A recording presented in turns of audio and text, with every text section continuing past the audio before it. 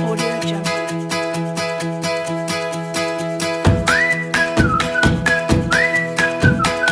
Salam sejahtera untuk kita semua. Semoga senantiasa kita diberi kesehatan dan lancar aktivitasnya. Di sini kami akan menjelaskan materi mengenai strategi pemasaran. Sebelum lanjut ke materi, alangkah baiknya saya memperkenalkan diri saya sendiri. Perkenalkan, nama saya Fauzan, asli dari Panembangan RT 6 RW 2, Kecamatan Cilongok, Kabupaten Banyumas. Saya akan menjelaskan strategi pemasaran. Di sini ada 3 poin, 4 poin penting yang saya akan jelaskan. Yang pertama ada pengertian strategi, yang kedua ada jenis strategi, yang ketiga ada pengertian strategi pemasaran, dan yang terakhir konsep strategi pemasaran. Pengertian strategi. Yang pertama ada satu kesatuan rencana yang menyeluruh dan terpadu untuk mencapai tujuan. Strategi adalah pendekatan secara keseluruhan yang berkaitan dengan pelaksanaan gagasan, perencanaan, dan eksekusi sebuah aktivitas dalam kurun waktu tertentu. Perencanaan dasar suatu aksi yang pilih untuk mencapai suatu tujuan. Taktik memiliki ruang lingkup yang lebih sempit dan waktu yang lebih singkat jika dibandingkan dengan strategi. Cara dalam menjalankan rencana tersebut yaitu teknik yang dipakai untuk melaksanakan strategi. Pada umumnya, orang seringkali mencampur adukan kedua kata tersebut. Jenis-jenis strategi. Di sini ada 4 jenis strategi. Yang pertama ada strategi stabil, yang kedua ada strategi pertumbuhan, yang ketiga ada strategi penciutan, yang terakhir ada strategi kombinasi. Yang strategi stabil yaitu tindakan organisasi dengan cara mempertahankan strategi yang telah ada karena dianggap sudah baik dan tidak perlu ada perubahan. Yang kedua ada strategi pertumbuhan. Ada 3 faktor: internal, eksternal, dan ekspansi. Internal, pengembangan produk atau jasa. Eksternal, integrasi virtual atau merger. Ekspansi, pengembangan pasar dan verifikasi. Yang ketiga, strategi penciutan, yaitu mengurangi kegiatan dan meningkatkan efisiensi, pengurangan biaya, likuidasi, penjualan saham. Yang terakhir strategi kombinasi, yaitu merupakan penggabungan dari ketiga strategi di atas. Strategi pemasaran adalah serangkaian tindakan terpadu menuju keunggulan kompetitif yang berkelanjutan. Sedangkan strategi dan kiat pemasaran dari sudut pandang penjual. Yang terakhir, konsep strategi pemasaran. Tujuan akhir dan konsep strategi pemasaran adalah kepuasan pelanggan sepenuhnya atau total customer satisfaction. Kepuasan pelanggan sepenuhnya bukan berarti memberikan kepada apa yang menurut kita penjual keinginan dari mereka. Apa yang sesungguhnya mereka pelanggan inginkan serta kapan dan bagaimana mereka inginkan. Dari sudut pandang pelanggan atau 4C adalah kebutuhan dan keinginan pelanggan, biaya pelanggan, kenyamanan, dan komunikasi. Materi selanjutnya akan dibawakan oleh teman saya yang bernama Elwi. Kepada beliau saya persilahkan. Sebelumnya, perkenalkan, nama saya Elhudriyah. Saya akan melanjutkan materi selanjutnya, yaitu tentang strategi pemasaran atau maksud saya strategi lingkungan pasar. Dalam strategi cakupan pasar ini terdapat 3 strategi. Pertama adalah ada strategi pasar tunggal, yang kedua ada strategi multi pasar, dan yang ketiga adalah strategi pasar menyeluruh. Saya akan jelaskan satu-satu. Pertama adalah strategi pasar tunggal. Konsentrasi pada dalam usaha ini yaitu konsentrasinya dalam satu segmen. Maksudnya yaitu perusahaan untuk menghindari persaingan langsung dari perusahaan yang besar. Para perusahaan kecil lebih berkonsentrasi pada segmen pasar tertentu agar bisa lebih fokus untuk memberikan pelayanan yang semaksimal mungkin kepada konsumen. Untuk memenuhi atau untuk menggunakan strategi ini ada persyaratan yang harus dipenuhi. Pertama adalah melayani segmen pasar tersebut dengan sungguh-sungguh walaupun terdapat kesulitan, karena profit perusahaan ditentukan oleh atau profit perusahaan terdapat pada segmen tersebut. Yang kedua adalah hindari persaingan dengan perusahaan yang sudah mapan, karena mereka telah memiliki berbagai produk yang telah digunakan oleh masyarakat atau segmen pasar dan pelanggan mereka yang tetap. Selanjutnya, strategi pasar multi.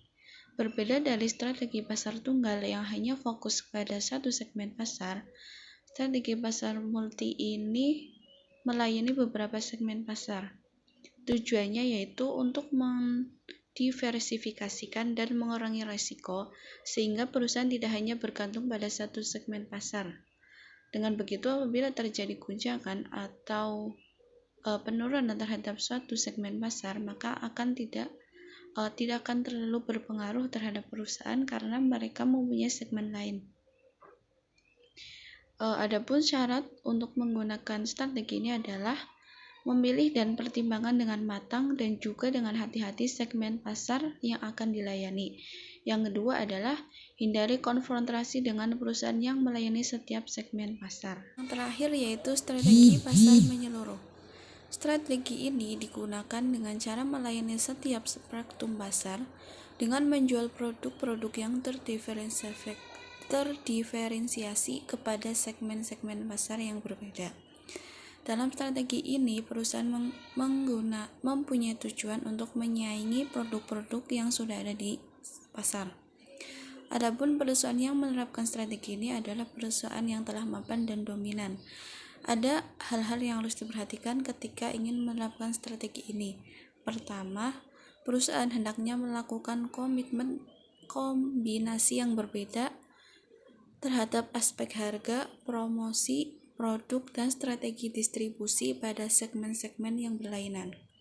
Yang kedua adalah komitmen yang kuat untuk berusaha mencakup seluruh atau mencakup dan juga melayani semua pasar. Yang terakhir adalah perusahaan hendaknya mempunyai posisi keuangan yang sangat kuat, karena tidak mungkin suatu perusahaan akan melayani semua segmen pasar tanpa adanya finansial yang kuat. Sekian dari saya. Untuk materi selanjutnya akan diteruskan oleh rekan saya, Mbak Indah. Kepadanya saya persilahkan. Risk and strategi. Strategi masuk yang pertama. Memasuki pasar sebelum yang lainnya. Persyaratan: kesediaan dan kemampuan untuk mengambil risiko, kompetensi teknologi, berusahalah untuk tetap di depan, promosi berat, buat permintaan utama, evaluasi kekuatan dengan cermat. Early entry strategi masuk awal. Memasuki pasar dalam prosesi cepat setelah pemimpin. Persyaratan: yang pertama, strategi pemasaran yang unggul, kedua, sumber daya yang cukup, ketiga, komitmen yang kuat untuk menantang pemimpin besar. Laggard entry strategi masuk belakangan. Memasuki pasar menjelang akhir fase pertumbuhan atau selama fase jatuh tempo. Dua mode masuk dapat dilakukan. Pertama, imitator, peniru, memasuki pasar dengan saya juga produk. B, initiator, pemerakas, memasuki pasar dengan strategi pemasaran yang tidak berkonvensional. Persyaratan imitator. Pertama, kemampuan riset pasar, kedua, kemampuan produksi. Persyaratan imitator.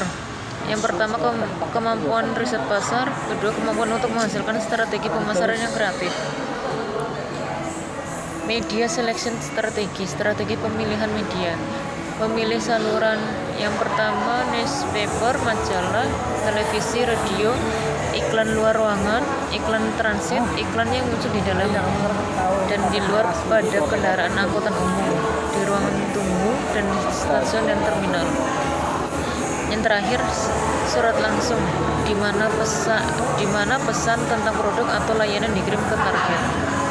Media selection strategi atau lanjutan. Persyaratannya: pertama, hubungkan tujuan pemilihan media dengan tujuan produk atau pasar. Yang kedua, media yang dipilih harus memiliki cara unik dalam mempromosikan bisnis.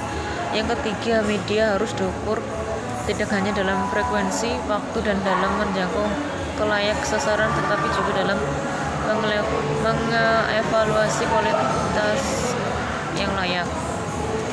Yang keempat, pemilihan media berdasarkan fakta bukan alasan artifisial.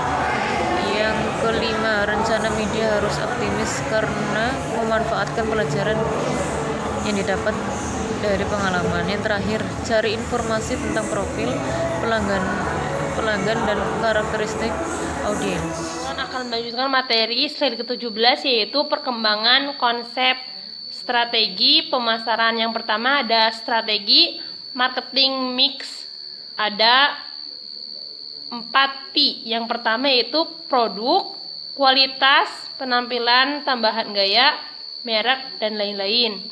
Selanjutnya itu ada price, daftar harga, potongan, pengecualian, periode, pembayaran, aturan, dan kredit.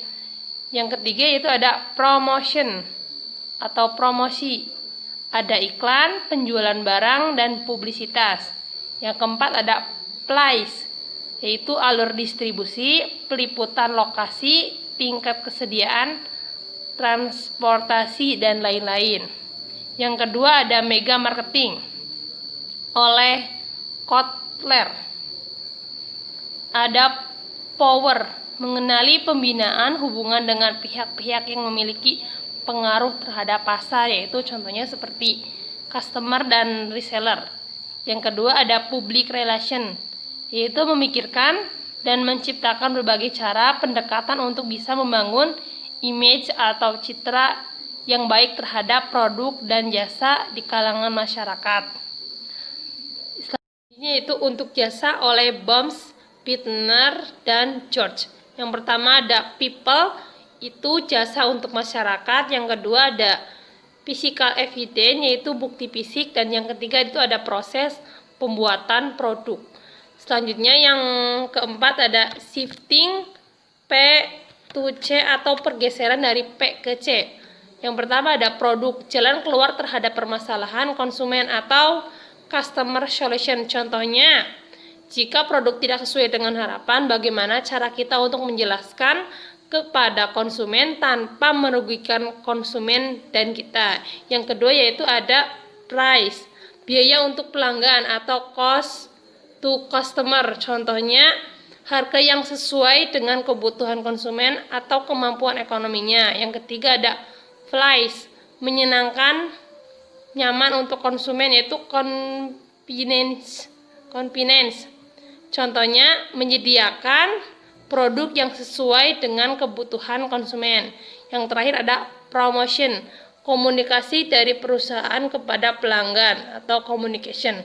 Contohnya, penyampaian detail produk ke konsumen dengan gaya bahasa yang memikat konsumen. Cukup sekian dari saya. Wassalamualaikum warahmatullahi wabarakatuh.